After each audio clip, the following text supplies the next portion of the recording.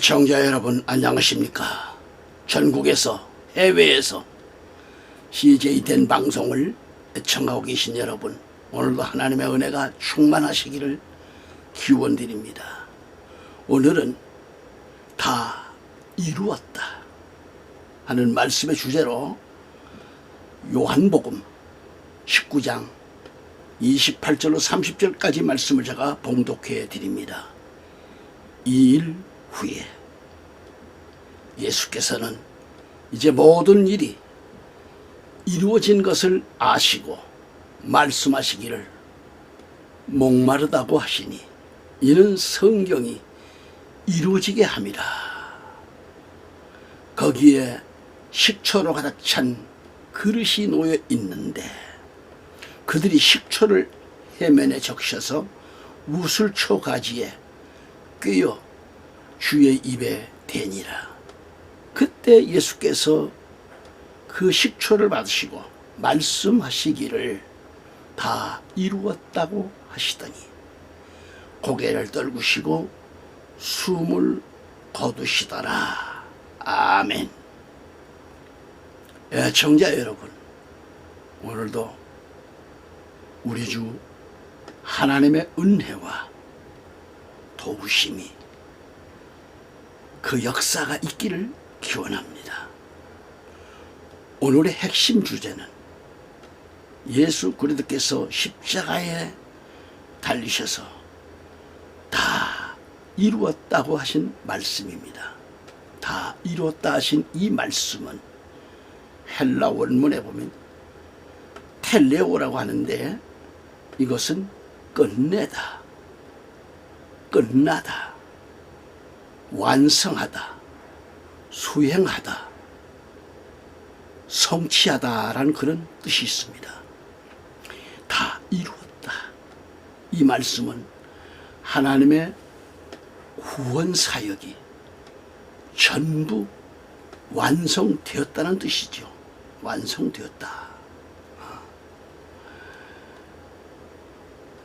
요한복음 17장 4절에 가보면 내가 땅에서 아버지를 영화롭게 하였으며 아버지께서 내게 하라고 주신 그 일을 완성하였나이다 라는 이 말씀이 역사적 현실이 되는 그런 순간입니다. 이는 일부 목회자들의 확신적인 말 가운데 하나가 죄 문제입니다. 말하자면 교회에 출석하고 있는 우리 그리스도인들은 이미 죄사함을 받았고 미래에 지은 죄까지도 다 사함을 받았다고 말들을 합니다. 그래서 믿음으로 인하여 의롭다 칭함을 받았고 은혜로 구원을 받았다고들 그렇게 말들을 합니다.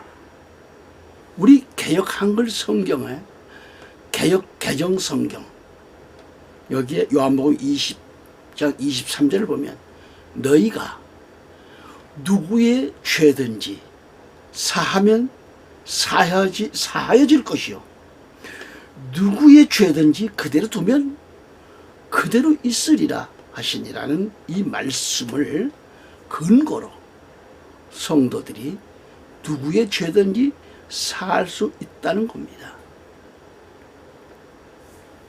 그럴까요?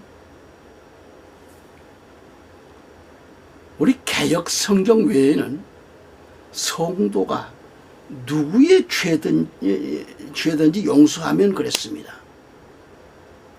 그래서 성도들은 죄는 용서할 수 있어도 죄를 사할 수 없는 것이지요.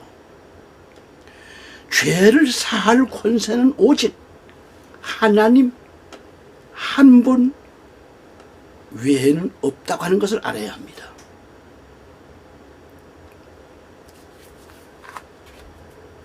주기도문에서도 우리가 우리에게 죄 지은 자를 사하여 준 것 같이 우리 죄를 사하여 주옵시라고 되어 있는데요, 이것도 역시 번역이 잘못된 겁니다.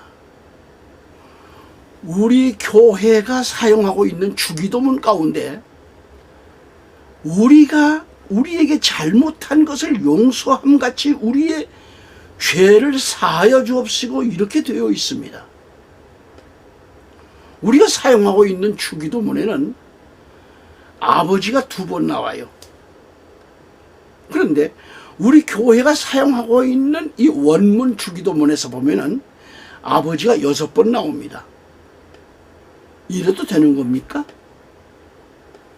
1점 1핵도 틀리면 안 된다고 하잖아요.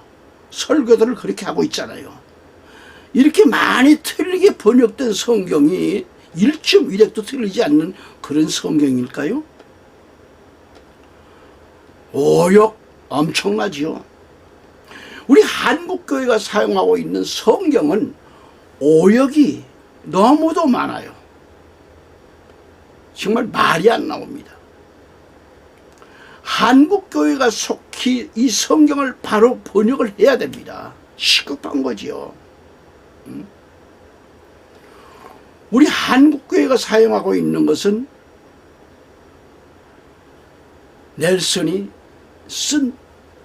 기록한 성경이었습니다. 이걸 그 본인 자체도 이 성경은 번역상 문제가 있으니 번역하면 안 된다 그랬어요. 쓰지 말라고 그랬어요.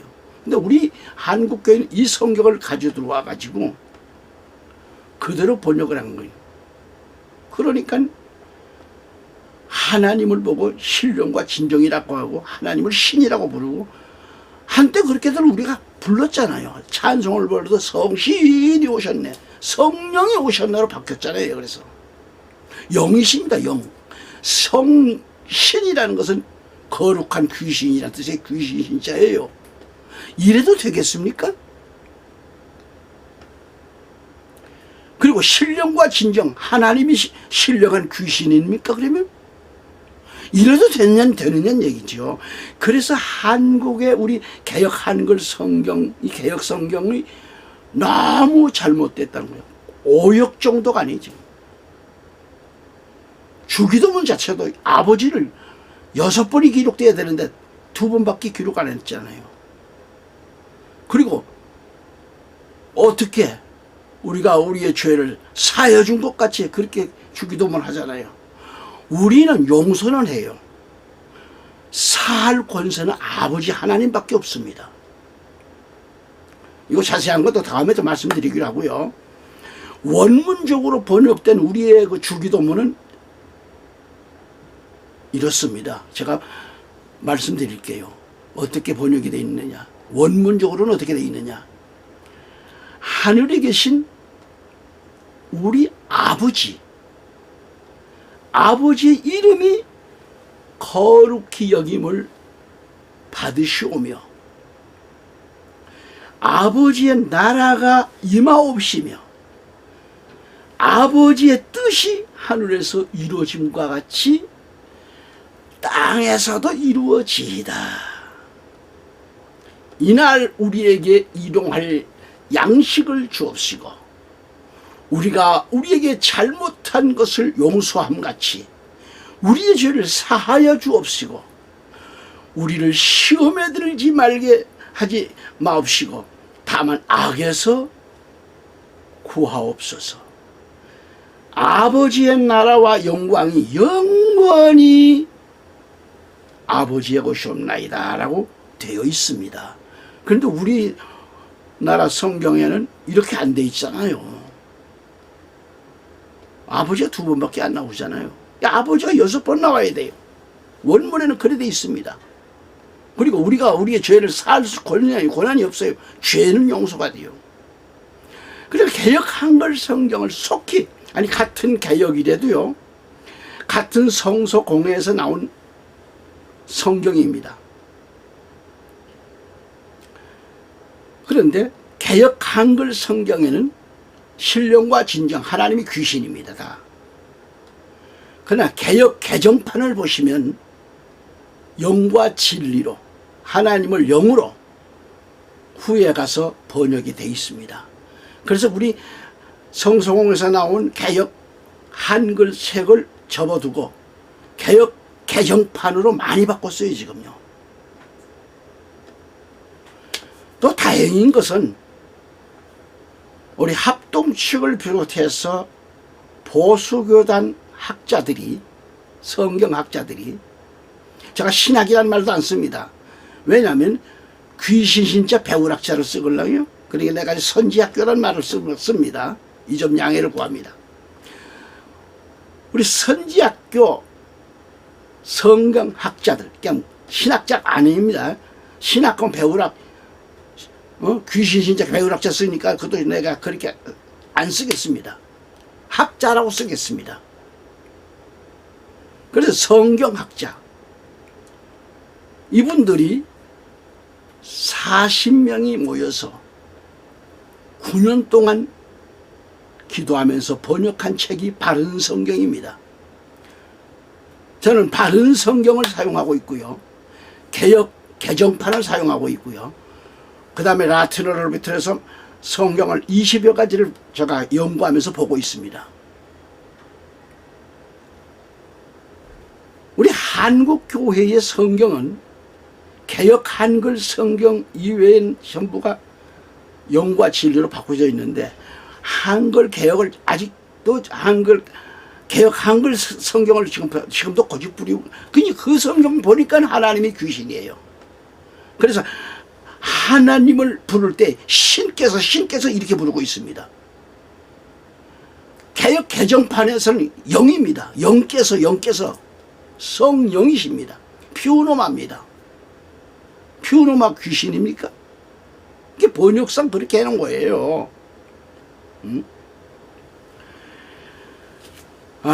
위에서 말씀을 지금 드렸듯이 우리는 누구의 죄를 용서는 할 수 있어요. 정기남이가 우리 친구 잘못한 거, 그래? 용서할 수 있어요. 죄 사하는 권세는 내게 없습니다. 죄 사하는 것은 하나님이 하시는 거예요. 누구의 죄를 사하는 권세는 오직 하나님 한 분 외에는 없다는 얘기예요. 없어요. 이걸 우리 한국교회, 아마 이 방송을 듣고 계신 여러분들, 전부 뚱땅지 같은 소리야 그렇게 생각하지 마시고 한번 진지하게, 지금까지 말씀드린 걸 진지하게 다시 한번 보시기 바랍니다. 생각해 보시기 바랍니다.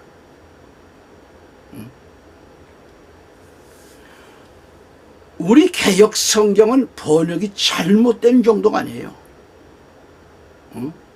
오역투성입니다. 누구의 죄든지 용서하면 그들이 죄사함을 받게 되며 누구의 죄든지 그대로 두면 그대로 있게 되리라고 하셨어요.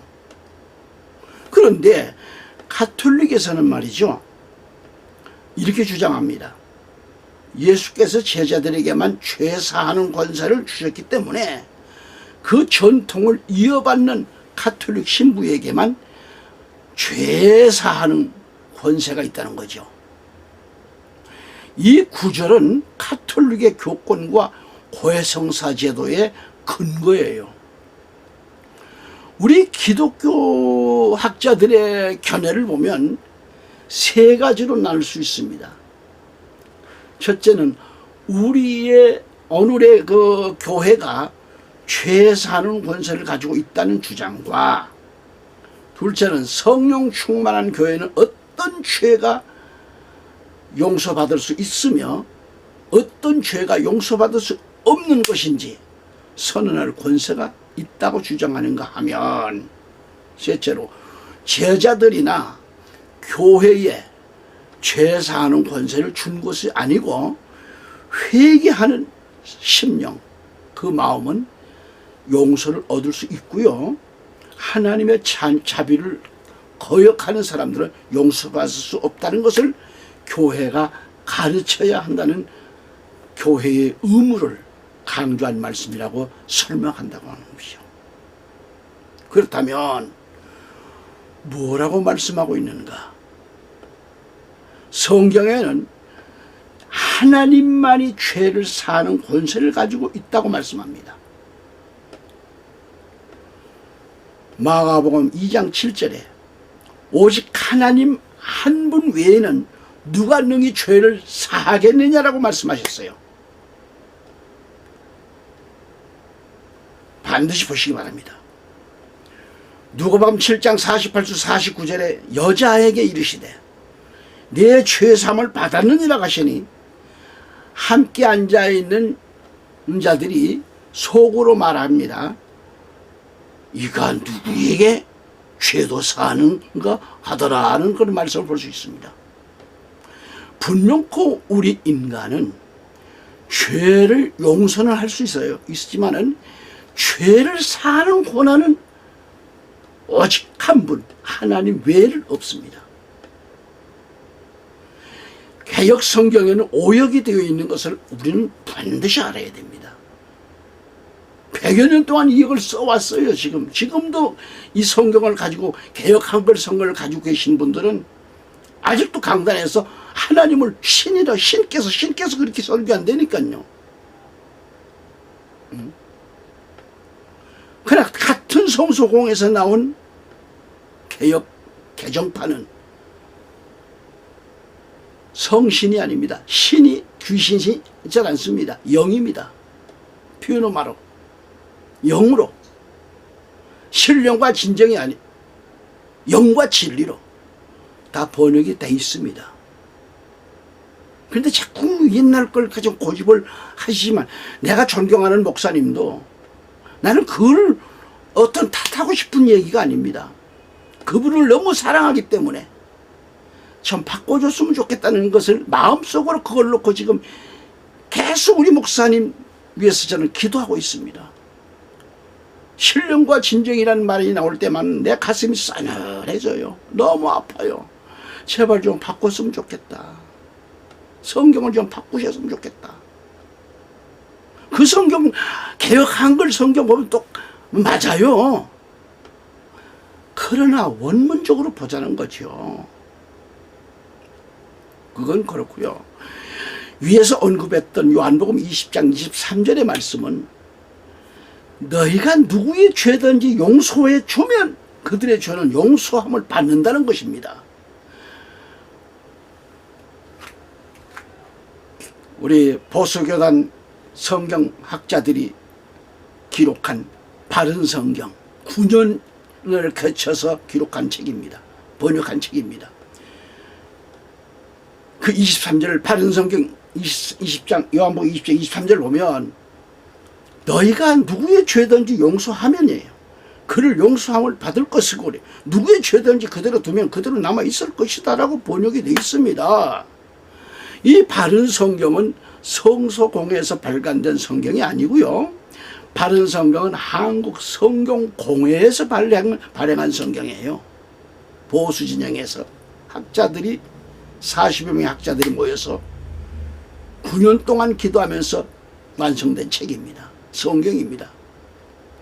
이 성경은 40여 명의 학자를 목회자들이 9년에 걸쳐서 말이죠. 계속 반복해서 말씀드리기가 너무 중요해서 그래요. 이렇게 번역된 이걸 합동축을 중심으로 해가지고 발행되어 있으며 바른 성경을 보면 그런 대로 번역이 잘 되어 있다고 봅니다. 위에서도 보았듯이 바른 성경 요한복음 20장 23절에 너희가 누구의 죄든지 용서하면 사하면 아니에요. 용서하면 그래 돼 있어요. 그들이 용서함을 받을 것이고 누구의 죄든지 그대로 두면 그대로 남아 있을 것이다 라고 되어 있고 킹 제임스 성경과 똑같이 번역되어 있습니다. 개역 한글 성경에서는 너희가 네 죄든지 사하면 사하여질 것이라고 옛날 성경 그렇게 번역이 돼 있어요. 이건 오역이라 그런 얘기죠. 오역입니다. 용서하면이지 사하여 주는 게 아니잖아요. 죄를 사하는 권세는 하나님 외에는 없으십니다. 없어요. 예수 그리스도의 제자들이나 또는 교회가 선포하는 복음을 받아들이고 믿고 회개하는 자들은 하나님께로부터 죄사함을 얻을 것이지만은 복음을 거절하는 자들은 죄사함을 얻지 못한다는 것을 알아야 합니다. 오늘 본문 보시면 용서함을 받을 것이고 그대로 되면 그대로 있으리라는 주 동사는 모두 완료형 동사입니다. 그런데 요한은 과거에 완료된 이 행동의 결과가 이미 현재에 미치고 있을 때 완료형을 썼습니다. 이건 미래로 번역될 수는 없는 거죠. 그러므로 본문 말씀은 이렇습니다. 현대의 성경에도 참 번역이 잘 돼 있어요. 요한복음 20장 23절에는 만일 너희가 누구의 죄든지 용서하면 그들의 죄는 용서받을 것이고 라고 돼 있어요. 현대어 성경에도 제가 가지고 있는데 번역을 또 잘했더라고요.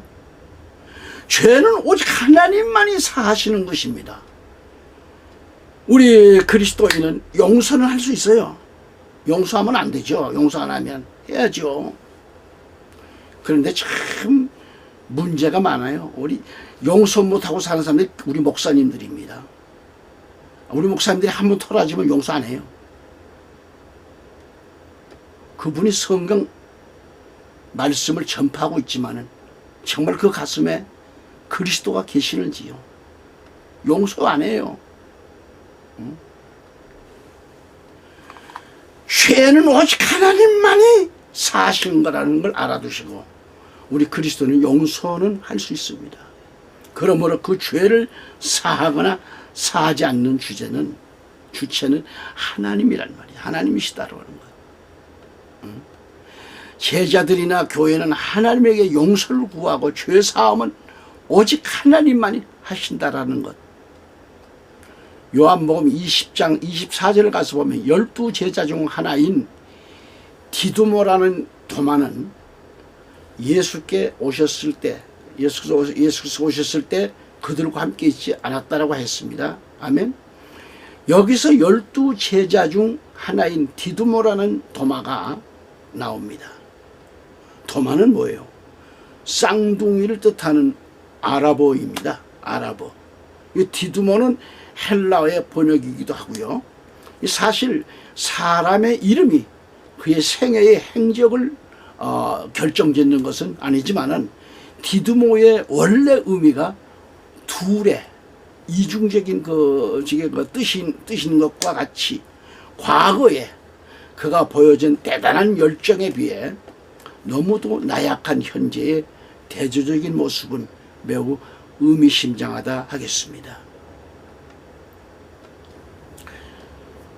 여기서 요한은 도마가 어떤 사정 때문에 그리스도께서 현현하셨을 때 함께 있지를 못했다는 그런 설명이 없습니다. 그러나 도마가 제자들의 증거를 대하는 그런 태도 등으로 미뤄보았을 때 그는 예수 그리스도의 십자가 처형으로 인해 너무도 큰 낙담과 좌절에 빠져 있었지 않았을까, 그러한 그 짐작을 해봅니다. 따라서 예수 그리스도께서 재림하시면 믿는 자를 끌어올려요.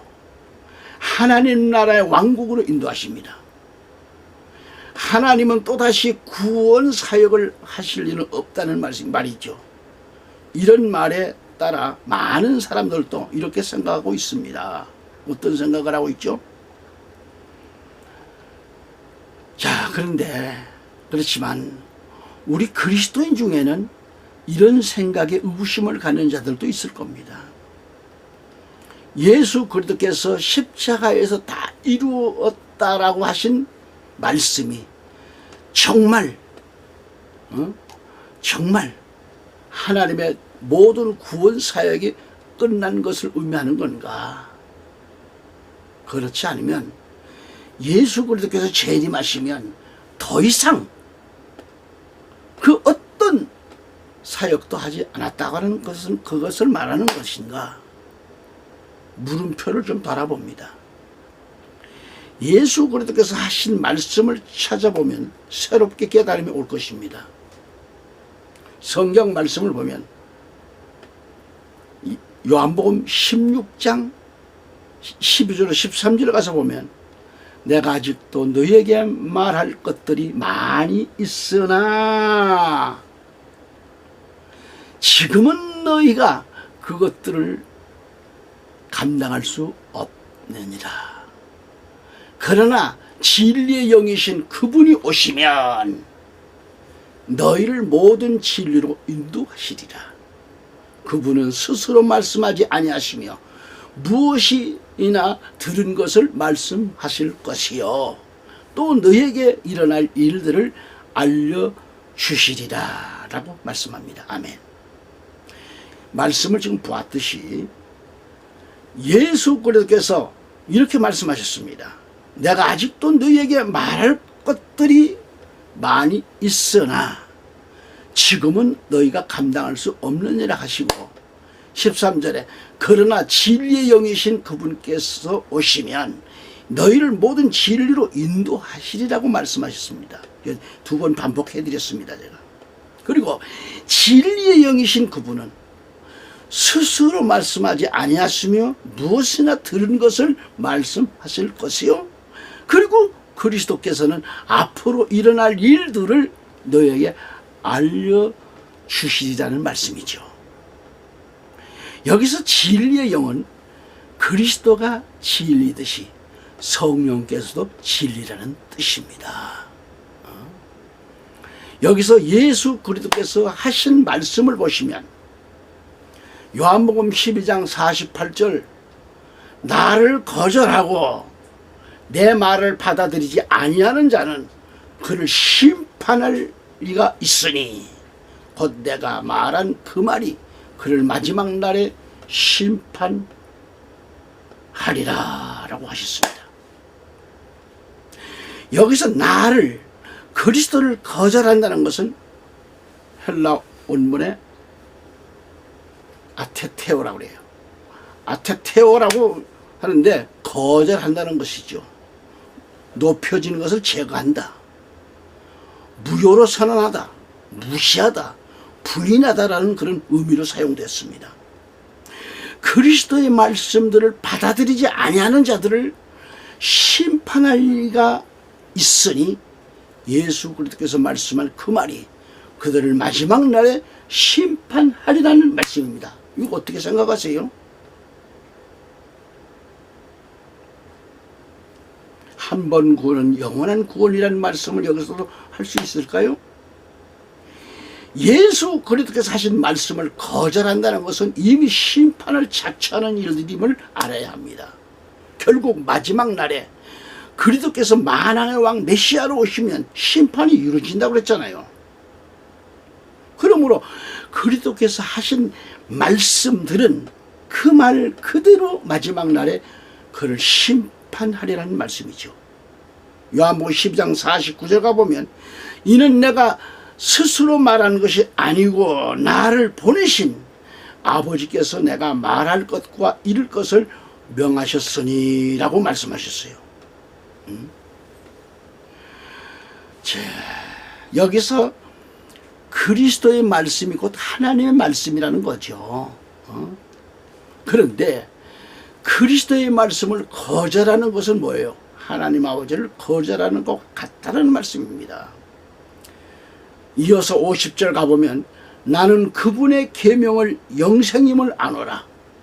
그러므로 내가 말하는 것은 무엇이나 아버지께서 나에게 말씀하시는 것을 그대로 이루는 것이라고 하시더라 그랬습니다. 여기서도요. 예수 그리스도께서 하신 말씀은 다 하나님의 말씀과 같다는 것입니다. 또한 하나님의 계명이 영생임을 아노라. 즉 영원한 생명이라고 하셨어요. 영원한 생명은 곧 예수 그리스도 안에 있다는 말씀이고요. 예수 그리스도의 생애와 십자가의 죽음이 하나님의 영원한 섭리와 뜻에 따라 이루어졌다고 하는 것을 강조하는 말씀이기도 하죠.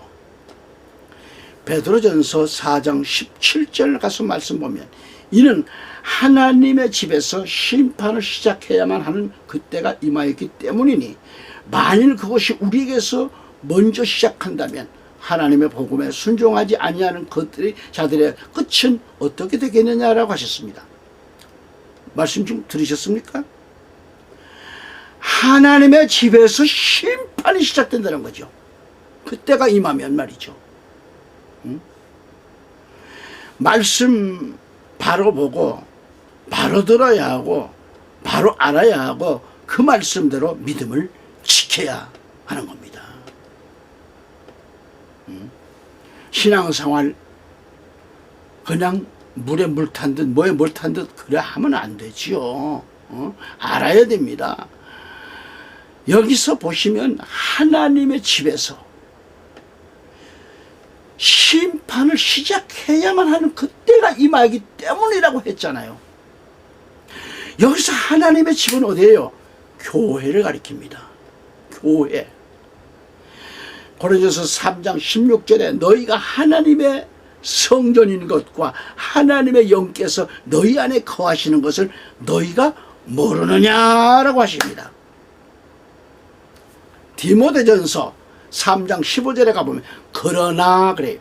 그러나 만일 내가 지체하면 네가 하나님의 집에서 어떻게 처신해야 하는가를 알게 하는 것이다. 이 집은 살아계신 하나님의 교회요 진리의 기둥과 터전이라고 하였고, 베드로전서 2장 5절에 너희도 산돌들로서 영적인 집으로 지어지고 예수 그리스도로 인하여 하나님께서 기뻐하실 영적인 제물들을 드리는 거룩한 제사장이 되느니라 라고 하셨습니다. 말씀 보았듯이 하나님의 집은 교회를 가리킵니다. 그런데 하나님의 집인 교회에서 뭐가 이루어진다고 했죠? 심판이 이루어질 때가 임한다는 말씀이죠. 하나님의 집에서 심판이 이루어져요. 알곡과 쭉쭉이가 가려져요. 근데 예수만 믿으면 교회만 나오면 다 구원입니까? 우리가 구약 성경을 찾아보면 구약시대 선지자들이 예언해 하나님의 심판이 성소에서 시작되었다고 했습니다. 그 예로 말씀을 찾아보면 첫째 예레미야 25장 29절에 보라 내가 내 이름으로 일컬음을 받는 성읍에 재앙을 내리기 시작하는데 너희가 철저하게 벌받지 않겠느냐. 네가 벌을 면치 못하리라. 이는 내가 땅 모든 거민들 위에 칼을 부를 것입니다. 만군의 여호와가 말씀하셨다고 그랬습니다. 이 말씀에서 보라 내가 너희를 내 이름으로 일컬음을 받는 성읍은 예루살렘을 가리키는 거죠. 예루살렘이 벌을 면치 못하리라는 겁니다. 여기서 예루살렘이 선고되었다면 다른 나라는 말할 나위가 없는 거죠. 마지막 때 하나님의 성전 교회에서부터 심판이 있다라는 말씀입니다. 예루살렘이 벌을 면치 못하리라는 말씀대로 이는 내가 땅 모든 거민들 위에 칼을 부를 것이라. 칼을 부른다. 만군의 주가 말한다고 말씀합니다. 만군의 주 하나님께서 말씀하셨다는 겁니다. 현대어 성경을 보니까요 예레미야 25장 29절에 이렇게 번역되어 있습니다. 그 이유를 주께서 이렇게 설명하셨다. 나는 이미 내 성읍에서부터 형벌을 내리기 시작하였다. 그런데 무사하게 넘어갈 수 있을 것으로 생각하였느냐? 어림도 없다. 너희에게도 똑같은 벌이 내린다. 내가 전쟁을 일으켜 지상의 거주자들이 모조리 칼에 찔려 죽게 하겠다. 이것은 온 세상의 주인인 나 여호와의 말이다 라고 번역되어 있습니다. 모조리 칼에 찔려 죽게 하겠다고 하셨는데 칼은 뭐예요? 하나님의 말씀을 가리킵니다. 하나님의 말씀의 칼로 불로 심판이 이루어진다는 것인데, 이 심판이 어디서부터 일어나요? 교회에서부터 시작된다는 겁니다. 심판이. 이거 어떻게 생각하십니까?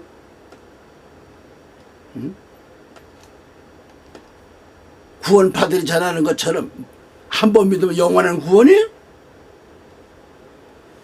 성경을 더 찾아보시면 에스겔서 9장 6절입니다. 늙은이나 젊은이나 처녀나 어린 아이나 여자를 전부 죽이되 표가 있는 사람에게는 접근하지 말지며 또 내 성소에서 시작할지니라 하시니, 그들이 성전 앞에 있는 늙은 사람부터 시작하더라 하셨는데, 여기서 심판이 이루어질 때 남녀노소 가릴 것 없이 심판이 임한다는 것입니다. 그런데 여기서 표가 있는 사람에게는 접근하지 말라 그랬어요. 표가 있는 사람은 접근하지 마라. 그 외에는 전부 죽이는 하나님의 심판이 있겠다는 것입니다. 여기서 표가 하나님의 인을 받은 사람들이죠. 하나님의 성소, 교회에서 이루어진다는 것입니다. 심판은. 그런데 표가 있는 사람은 접근하지 마라. 잘 들으세요. 다 이루었다라는 이 말씀을 적어도 한 6회에 걸쳐서 제가 이 말씀을 선포하게 됩니다.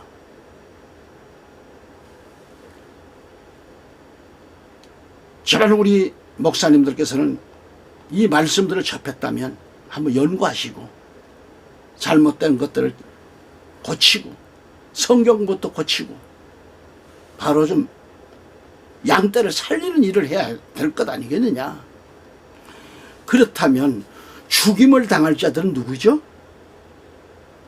이들은 가장 거룩하고 하나님 계신 성소에서 이스라엘 족속들이 우상을 만들어 놓고 숭배하는 배은망덕한 죄 때문이라고 그랬어요. 에스겔서 8장 8절로 16절까지입니다. 따라서 하나님께서는 그 성소를 떠나셨습니다. 에스겔서 8장 6절에 보냅니다. 하나님의 성소에서부터 살육이 자행되도록 허락되었다 그럽니다. 여기서 우상숭배죄를 범한 자로부터 죽이게 했습니다. 에스겔서 9장 7절을 보면 또 주께서 그들에게 말씀하시기를 전을 더럽히고 살해된 자들로 뜰을 채우라 하시고, 다 시체가 쌓이도록 죽이는 겁니다. 너희는 나가거라 하시니 그들이 나가서 성읍에서 죽이니라고 되어 있습니다. 우상숭배, 백은망덕, 이게 뭐예요? 하나님 외에 하나님께로 나와서 하나님만을 섬기고 주 안에서 살아야 될 사람들이 하나님 외에 뭘 사람? 주일날 목사가, 성도가 골프 쳐들고 골프 치는 것도 생각해 보세요. 화투 치는 사람들 생각해 보세요. 그 머릿속에 거기에 빠져들면 화투 짝이 보입니다. 당구장을 좋아하시는 분은 머릿속에 당구만 보입니다. 예배 드릴 때 성도들 머리가 다 당구로 보입니다. 예배 드릴 때 울긋불긋 보이는 것이 화투 짝으로 보입니다. 마음에 우상이 너무 많습니다. 하나님을 떠난 자들이 너무도 많습니다.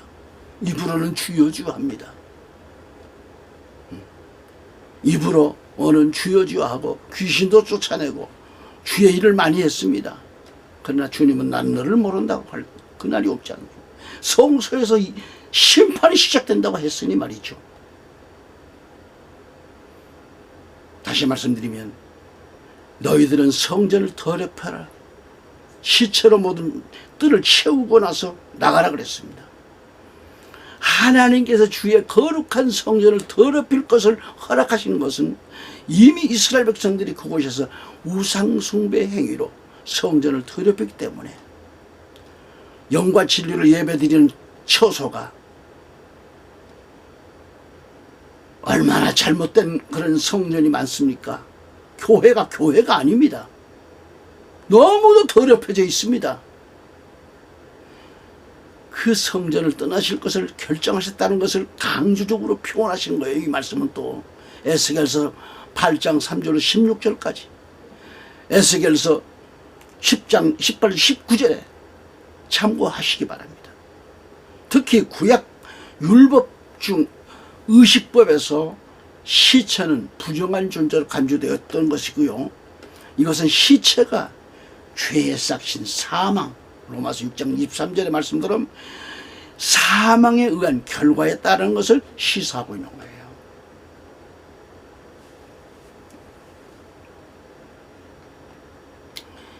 따라서 구약에서 하나님의 거룩한 임무를 수행하는 제사장들은 죽은 그 다른 사람의 시체로 더럽히지 않도록 주의가 요구되었던 그런 것을 볼 수 있습니다.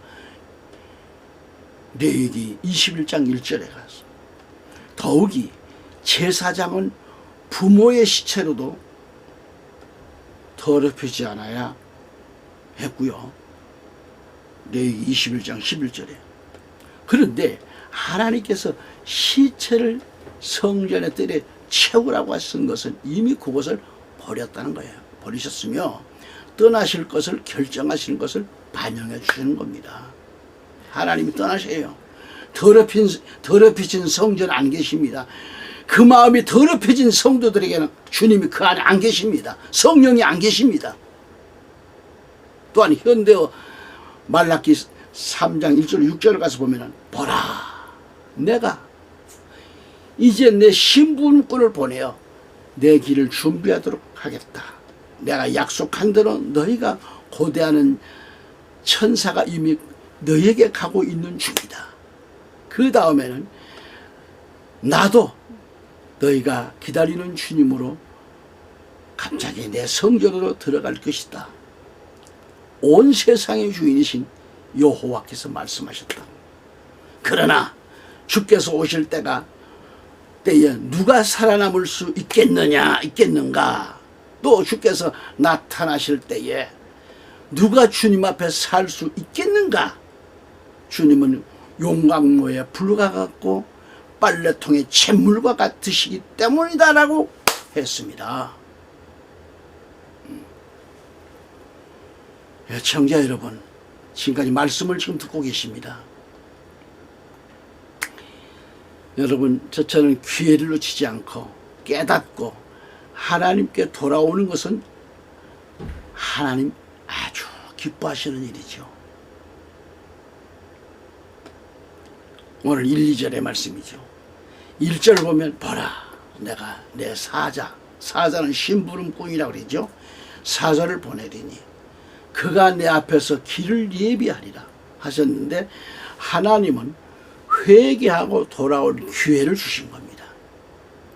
세례 요한이 광야에 외치는 자의 소리로 예수님보다 먼저 오시어 활동했던 것도 기억해야 합니다. 참고하실 성경 말씀을 읽어드릴 건 체크해 보세요. 누가복음 1장 16절, 마태복음 11장 4절, 마태복음 17장 11절 12절, 마가복음 9장 12절 13절 기록해 놓으세요. 보시기 바랍니다. 그 후 너희가 찾고 있는 그리스도가 갑자기 자기 성전에, 즉 교회에 오시리니 하셨어요. 이렇게 말씀하시면 지금은 준비하고 있을 때라는 것을 말씀해 주는 거예요. 너희가 기뻐하는 언약의 사자가 오리라는 이 말은 그리스도의 심판의 날을 의미하고 있는 거고요. 하나님의 심판 앞에 누가 살아날 수 있겠느냐는 거죠. 예수 그리스도께서 이 땅에 초림하심으로 심판은 이미 시작되었습니다.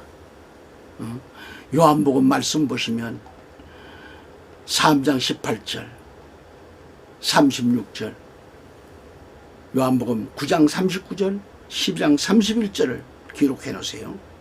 또한 예수 그리스도의 재림으로 심판이 성취되는 것입니다. 심판이 완성됐다는 말입니다. 완성된다는 거죠. 이 말씀도 로마서 14장 10절 12절, 고린도후서 5장 10절, 야고보 2장 12절, 요한계시록 20장 11절 15절. 제가 왜 이렇게 말씀만 그렇게 좀 불러드리냐면 이 말씀을 다 설명하려면 시간이 엄청 걸립니다. 다음 또 중간중간 또 말씀을 드릴 겁니다만, 그러니까 그 심판은 뭐예요? 공의로우시니 하나님의 역사는 금을 정련하는 자의 불과 같고 표벽하는 자의 빨래통의 잿물과 같다고 했습니다. 이게 뭐예요? 하나님의 심판을 정결하게 임하게 할 것이라는 말씀이죠. 이렇게 사자를 보내고 사자를 심부름꾼이라 그랬어요. 이 말씀을 주신 것은 아직도 기회를 주고 계신다는 거죠. 그러므로 이 기회를 놓치지 않고 하나님 앞에 바로 섰을 때 하나님은 기뻐하신다는 말씀입니다. 전도서 3장을 보면 하늘 아래 모든 것에는 시기가 있고 때가 있단 말이죠. 모든 목적에는 때가 있으니 태어날 때와 죽을 때, 심을 때와 심긴 것을 뽑을 때가 있다고 했습니다. 성도 여러분, 기회를 놓치면 끝장입니다. 끝장이에요. 차 시간 놓치면 끝장이에요. 못 타요. 막차 놓치면 그날 못 가요. 자신에게 주어진 기회를 놓치면 다시는 그 기회는 오질 않습니다. 기회가 있을 때 주님께로 와야 합니다. 지금 우리 주님이 나와 함께하고 계십니다. 그래야 그리스도의 역사는 이루어진다는 것이죠. 그래서 에베소서 5장 16절 가서 보면 뭘 아끼라고 했어요? 세월, 때, 시간 아끼라는 거죠. 응? 시간 아끼라. 시간. 응? 세월을 아끼라. 때가 악하다 그랬어요. 우리가 살고 있는 이 때가 너무도 중요합니다. 내게 주어진 세월을, 시간을 가치 있게 살아야 돼요. 여러분, 내게 주어진 1분 1초가 너무 귀중한 겁니다. 더럽게 살지 마세요. 1분 1초 더럽게 살지 마세요. 1분 1초가 아까운데 술집에 앉아 있나요? 1분 1초가 아까운데 오락하고 있나요? 자신이 있어야 할 곳에서 할 일을 다하고 있는가를 살펴보아야 하고요. 상한 갈대 꺾지 아니하시고 꺼져가는 등불까지 끄지 아니하시고 참고 기다리시는 하나님이 계심을 믿고, 근데 이 때를 놓치면 안 돼요. 이 때를 놓치지 말고 깨닫고 새롭게 됨으로 하나님을 기쁘시게 하며 복받는 그리스도인으로 돌아와야 됩니다. 그렇게 되시기를 간절히 기원합니다. 그렇게 되시기를 말이죠. 거듭 말씀드려서 그렇게 되시기를 우리 구주 예수 그리스도의 이름으로 축원합니다. 다음 시간 계속됩니다. 다 이루었다는 이 말씀을 6회에 걸쳐서 말씀을 드리려고 합니다. 한 절 한 절 성경 말씀을 하나하나 접하면서 오늘도 말씀을 중간중간 성경 말씀만 불러드린 것이 있는데 말씀을 들으시면서 또 기록을 하시고 다시 한번 연구를 해보세요. 오늘 정기란 목사가 왜 이런 설교를 해야 했는가? 제가 목회를 안 하고 은퇴 목사고 이제 방송만 하기 때문에 이 말씀을 드리는 거예요. 담임 목사하고 있을 때는요, 이 말씀 못 드려요. 제가 어떤 분, 우리나라의 큰 교단에, 같은 교단, 모 목사님께 120년 교회예요. 축도에 대해서 얘기를 했어요. 1시간 이상을 둘이서 말씀을 펼쳐놓고 주고받고 하면서 결론적으로는 축도하시겠다고 했습니다. 그날 축도를 했습니다. 주일날 장로들과 교회가 총회에 고발을 했어요. 있을지어다라고 했다고. 그 교회는 휴건 하나에다 해야 되는데 있을지어다를 갖고 있다고 1년 동안 축도 정질당했습니다. 다음에 이야기를 해드리겠고요. 항상 건강하시기 바랍니다. 감사합니다.